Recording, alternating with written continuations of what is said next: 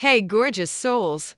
I'm Emma, and I'm about to tell you the most shocking family secret story that turned a mysterious inheritance into the most devastating revenge against relatives who thought they could steal my future. When my great aunt, Vivian, died and left me a crumbling Victorian mansion that my family claimed was worthless, they laughed and said I was inheriting a money pit that would bankrupt me.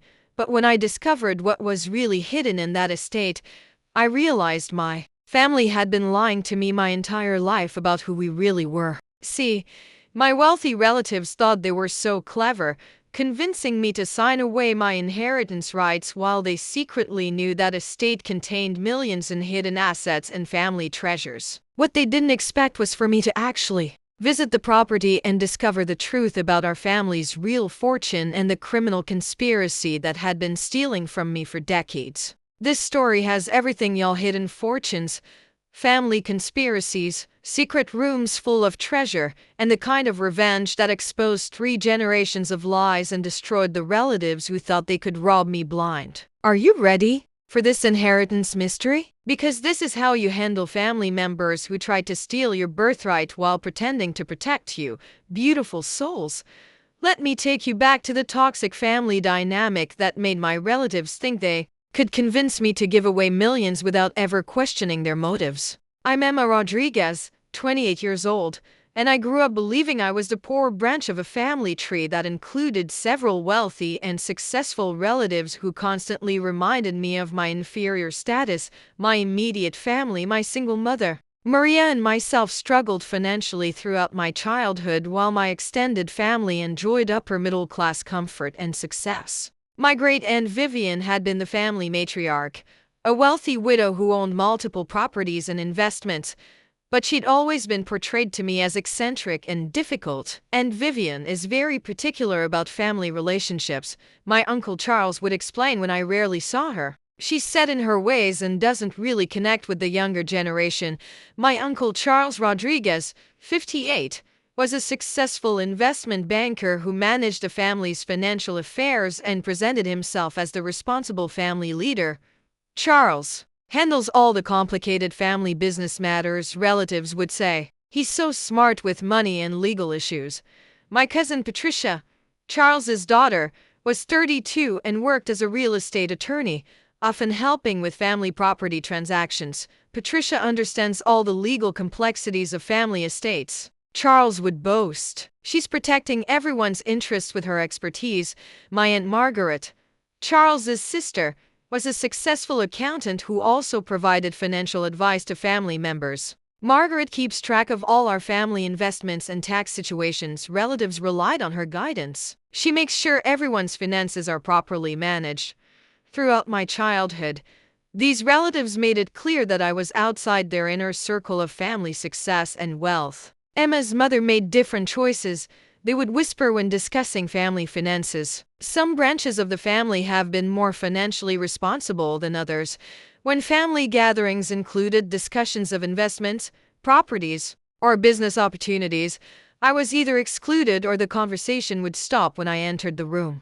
"This is boring adult stuff, Emma," Uncle Charles would say dismissively. "Why don't you go watch TV while we handle family business?" Emma doesn't need to worry about these complicated financial matters, and Margaret would add. She has enough to focus on with her own life and education. I was told that great-aunt Vivian had very little money despite owning multiple properties, because old houses are expensive to maintain and property taxes eat up everything. And Vivian is house rich but cash poor, the family narrative explained. She's struggling to keep up with maintenance costs and property expenses. When great-aunt Vivian died at age 89, the family was shocked to learn that she'd left her main estate, Rosewood Manor, directly to me instead of to the established, wealthy relatives. "I don't understand why Aunt Vivian would leave that property to Emma," Uncle Charles complained. "She barely knew Emma, and that house is a financial disaster waiting to happen. Emma can't afford to maintain a Victorian mansion," Patricia added her concern. "The property taxes alone will bankrupt her, not to mention the repair costs." The family immediately began pressuring me to sign over the inheritance to them, claiming they were protecting me from financial ruin. "Emma, that house will destroy you financially," Aunt Margaret warned. You should let Charles handle the sale and give you a small portion of the proceeds. We're trying to save you from a nightmare, Uncle Charles insisted. Let us deal with the legal complications and property management. You'll get some money. Without the headaches, Patricia prepared documents for me to sign that would transfer the property to a family trust managed by Uncle Charles. This protects everyone's interests, Patricia explained the legal arrangement. You'll receive payments from the trust without having to deal with property ownership responsibilities. For weeks, my family bombarded me with reasons why I should give up my inheritance and trust our management instead. Emma, you're 28 years old with student loans and no savings. Uncle Charles listed my financial problems. You can't handle property ownership and estate management. That house hasn't been updated since the 1980s, Patricia claimed. The electrical system is dangerous, the plumbing is failing, and the roof needs complete replacement. Property taxes on that estate are $40,000 annually, and Margaret added frightening numbers, plus insurance, utilities, and maintenance. Costs that could exceed $100,000 per year. They painted a picture of financial catastrophe that would result from keeping my inheritance. Emma will lose everything trying to maintain that property, they told other relatives. We're trying to save her from poverty and debt. The family presented me with professional estimates showing that Rosewood Manor required $500,000 in immediate repairs and would cost $150,000 annually to maintain. These numbers prove that keeping the inheritance would be financial suicide, Uncle Charles concluded. Sign the trust documents and let us protect you from this disaster. But something about their urgency and pressure felt wrong, especially since I'd never been included in family financial discussions before. Why are you suddenly so concerned about my financial well-being? I asked myself. And why won't they let me actually see the property before making decisions? Gorgeous souls! Instead of signing away my inheritance like my family demanded, I decided to actually visit Rosewood Manor and see for myself what I'd supposedly inherited, and that decision changed everything about my understanding of our family's wealth. Against my family's wishes and warnings, I drove 2 hours outside the city to see the property that was supposedly going to bankrupt me. Emma, don't waste your time going out there, Uncle Charles had protested. The house is dangerous and you'll just upset yourself seeing the condition it's in. We've already had professional inspections done, Patricia added. There's no point in you visiting the property when we have all the documentation you need. But I was determined to see my inheritance with my own eyes before signing any documents. When I arrived at Rosewood Manor, I was shocked to discover that it wasn't the crumbling disaster my family had described. The Victorian mansion was magnificent, a 3-story, 8,000 square foot estate sitting on 15 acres of beautifully landscaped grounds. This house is gorgeous, I thought as I walked around the exterior. The grounds are immaculate, and the structure looks solid and well maintained.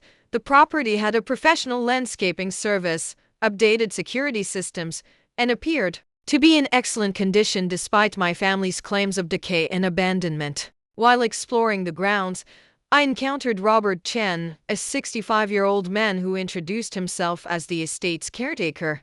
You must be Emma, Robert said with a knowing smile. Your great-aunt told me you'd be coming eventually. She left specific instructions about your inheritance. My family told me this house was falling apart and financially ruinous, I told Robert. But everything looks beautiful and well-maintained. Robert laughed and shook his head. Miss Emma, your family has been lying to you about everything. This estate generates enough income to maintain itself and still provides substantial profits. What do you mean it generates income? I asked, confused by information that contradicted everything my relatives had told me. Rosewood Manor has multiple income streams, Robert explained. We rent the guest cottages, lease farmland to local agriculture, and charge for event hosting. The estate brings in about $300,000 annually after expenses. Robert led me through the mansion, revealing rooms full of valuable antiques, artwork, and collectibles that my family had never mentioned. Your great-aunt was a serious collector. Robert showed me original paintings, rare furniture, and vintage jewelry collections. These items are worth millions, but she kept most of her wealth private. Miss Vivian didn't trust certain family members, Robert continued. She suspected someone was trying to manipulate inheritance arrangements for their own benefit. In the library, Robert showed me Great and Vivian's detailed records of all estate assets, income, and expenses. Your end documented everything, Robert explained while showing me financial ledgers. She wanted you to have complete information about what you're inheriting. The records showed that Rosewood Manor was worth approximately $2.8 million, generated substantial annual income, and contained valuable collections worth another $1.2 million. Most shocking were Great and Vivian's personal journals and correspondence that revealed my family's long-term deception and manipulation. Your relatives have been stealing from family estates for years, Vivian's journal entries revealed. Charles convinced elderly relatives to sign over properties that he then sold for personal profit. Margaret has been falsifying financial records and hiding asset values from family members, another entry documented. She's been systematically stealing inheritance money through fake management fees. Patricia uses her legal position to create fraudulent documents that transfer family wealth to Charles and Margaret's control. Vivian's investigation had discovered the journals contain copies of legal documents, financial records, and even recorded conversations proving that my relatives had been running inheritance fraud schemes for over a decade. Emma is their next target, Vivian's final entries warned. They've already approached me multiple times trying to get me to change my will and leave everything to Charles's management. Robert gave me keys to 3 safety deposit boxes that Great and Vivian had left specifically for me. Miss Vivian said these contain the evidence you'll need to protect yourself and seek justice. Robert explained the inheritance instructions. The safety deposit boxes contained additional financial documents, photographs of valuable items, and legal proof of my relatives' criminal activities. Bank records showing Charles stealing $400,000 from great-uncle Frank's estate. One box revealed Margaret created fake accounting that hid the theft from family members. Patricia forged documents giving Charles power of attorney over Aunt Helen's finances. Another document proved they sold her house and kept the money while she was in a nursing home. The evidence showed that my relatives had been systematically stealing from elderly family members for years, using their professional positions to commit fraud and inheritance theft. Armed with the truth about Rosewood Manor and evidence of my family's crimes, I decided to confront them at their next family gathering. I've decided about the inheritance, I called Uncle Charles. Let's have a family meeting so I can make my announcement. Emma, we're so relieved you're being sensible about this, Charles replied smugly. Patricia has the trust documents ready for your signature.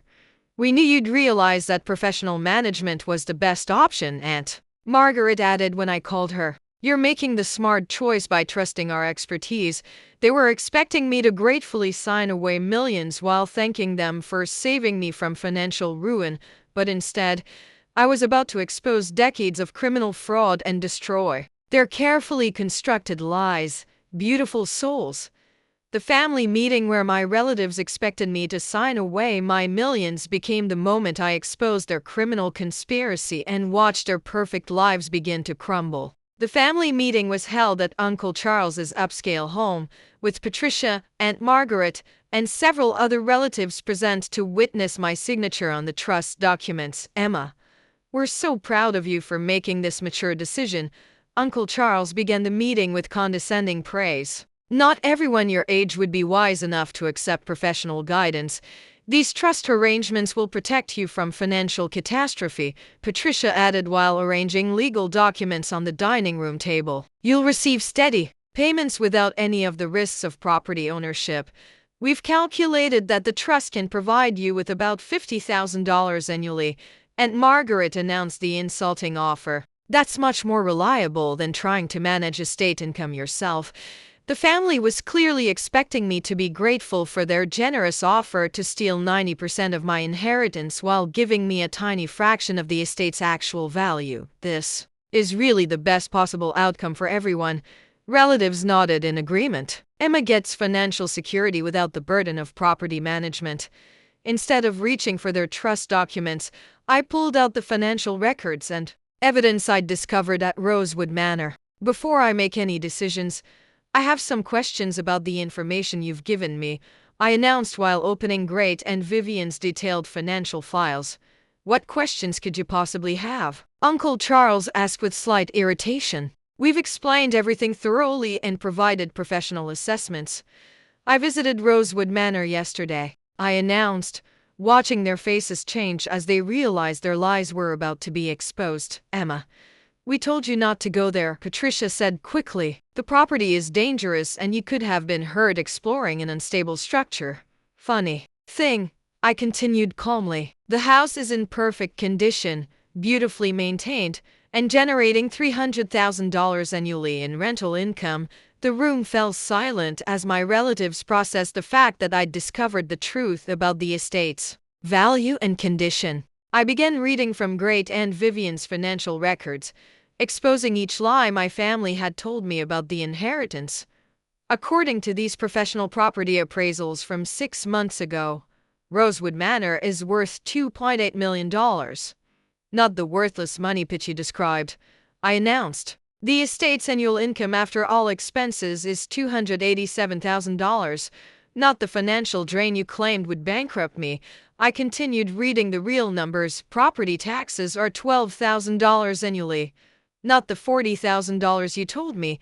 I exposed another lie. Maintenance costs average $35,000 per year, not the $100,000 catastrophe you predicted. Uncle Charles tried to interrupt with explanations, but I wasn't finished destroying their credibility. The antique collections in the house are appraised at $1.2 million, I added. Somehow you forgot to mention that part of my inheritance. Emma, those appraisals must be outdated. And Margaret attempted damage control. Property values have changed significantly since Vivian's death. These appraisals are from 3 months ago, I replied, showing the recent dates on all documentation. Then I pulled out Great and Vivian's journals and the evidence of their long-term criminal fraud schemes. Now let's discuss why you're really trying to steal my inheritance, I announced while opening Vivian's detailed documentation of their crimes. Vivian documented years of your systematic theft from elderly family members. I began reading from her journals. Charles, you stole $400,000 from Great-Uncle Frank's estate through fake management fees. Margaret, you falsified accounting records to hide the theft and created fraudulent financial reports for family members. I continued exposing their conspiracy. Patricia, you used your legal position to forge power of attorney documents and steal Aunt Helen's house while she was in a nursing home. I revealed her professional misconduct. The family sat in stunned silence as I presented evidence of decades of inheritance fraud and elder abuse. This is ridiculous, Uncle Charles tried to defend himself. Vivian was confused and paranoid in her final years. These accusations are the fantasies of an elderly woman. Then explain these bank records, forged documents, and recorded phone conversations, I replied while showing copies of their criminal evidence. I saved the most devastating evidence for last, the contents of Great and Vivian's safety deposit boxes that proved their guilt beyond any doubt.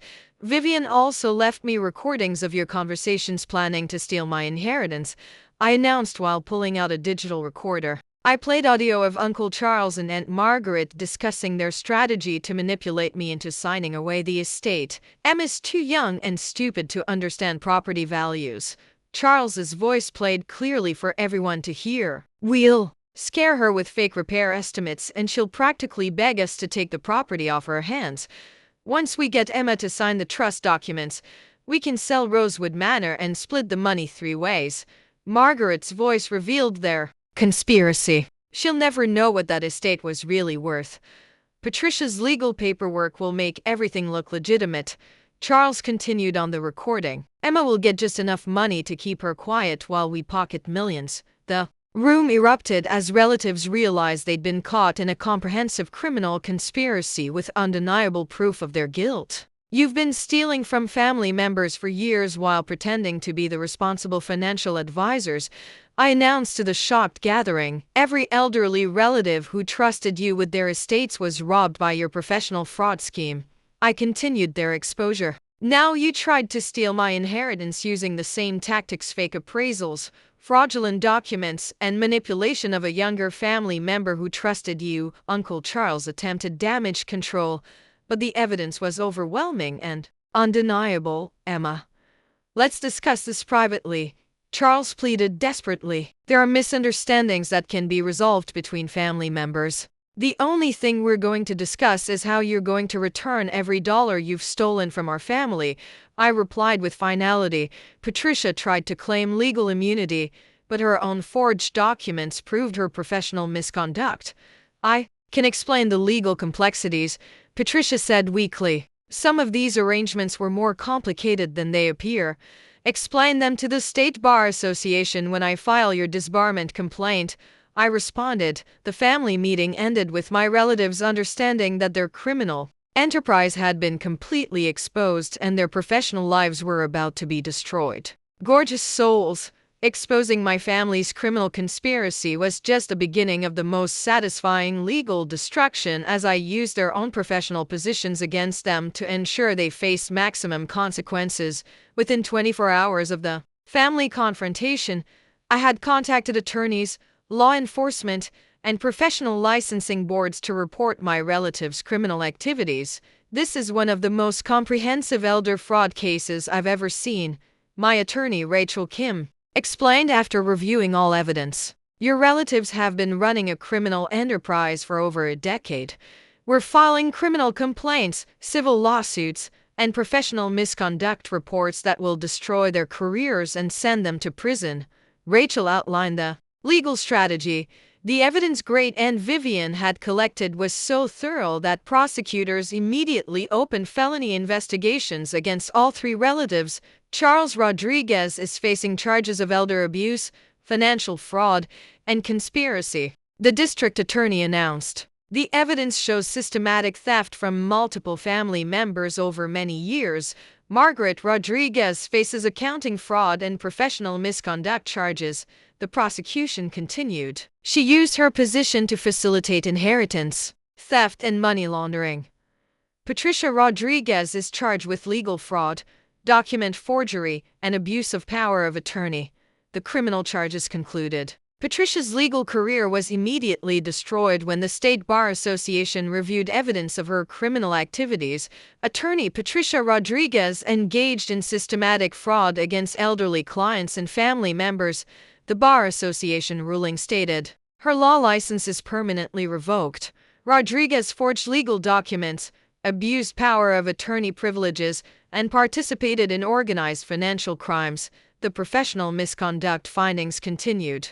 Margaret's accounting license was also revoked when professional boards discovered her role in falsifying financial records. Margaret Rodriguez violated every standard of professional accounting conduct, the state board determined. She created fraudulent financial reports to facilitate theft from elderly victims. Rodriguez is permanently barred from practicing accounting and faces professional restitution requirements. The licensing penalties included financial consequences. Civil lawsuits resulted in complete financial destruction for my relatives as courts ordered them to return all stolen assets plus punitive damages.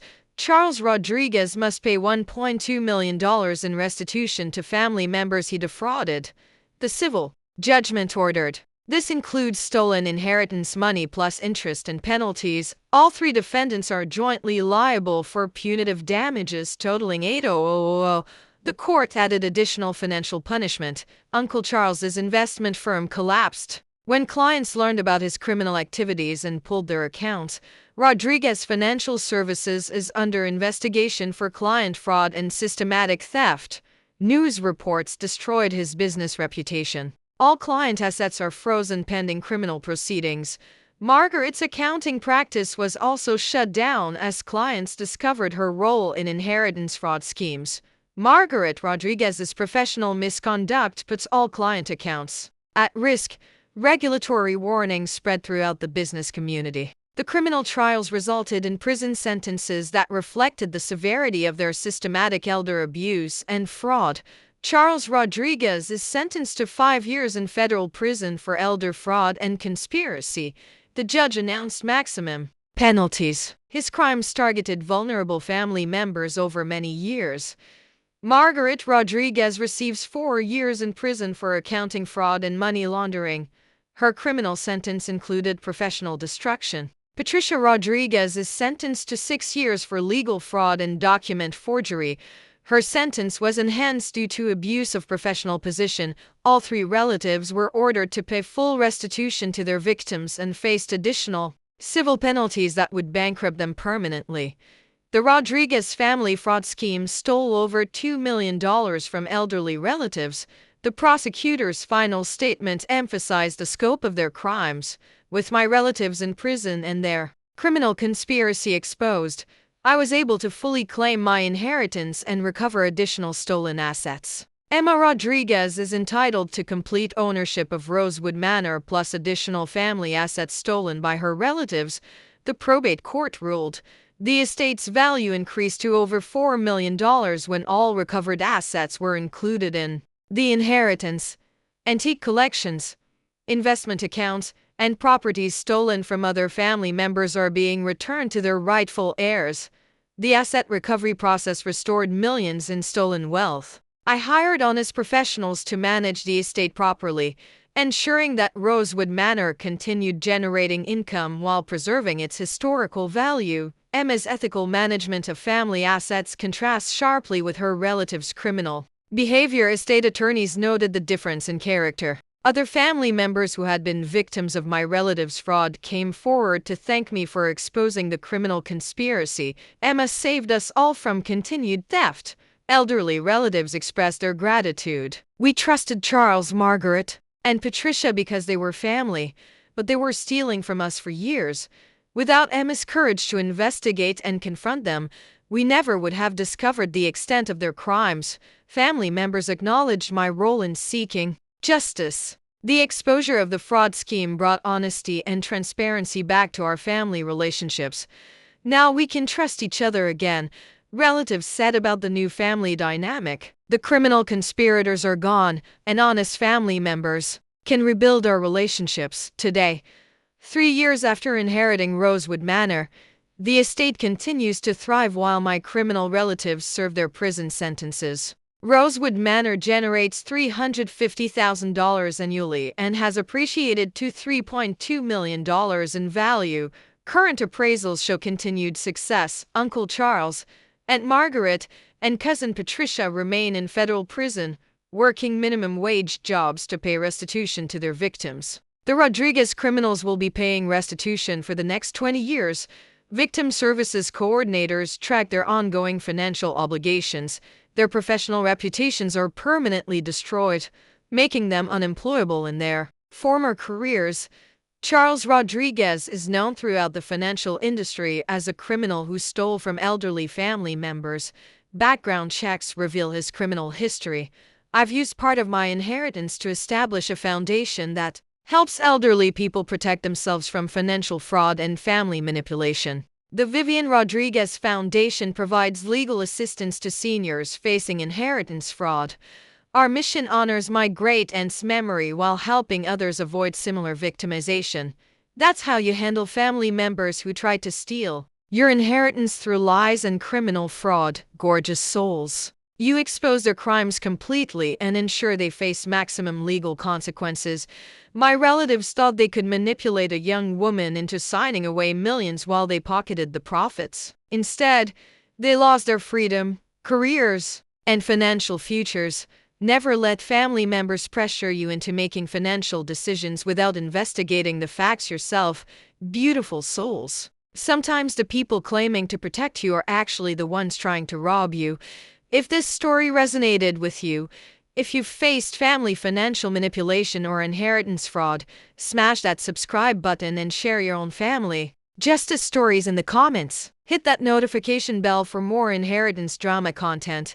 And remember, always verify family claims about money and property. Trust but verify, especially when millions are at stake.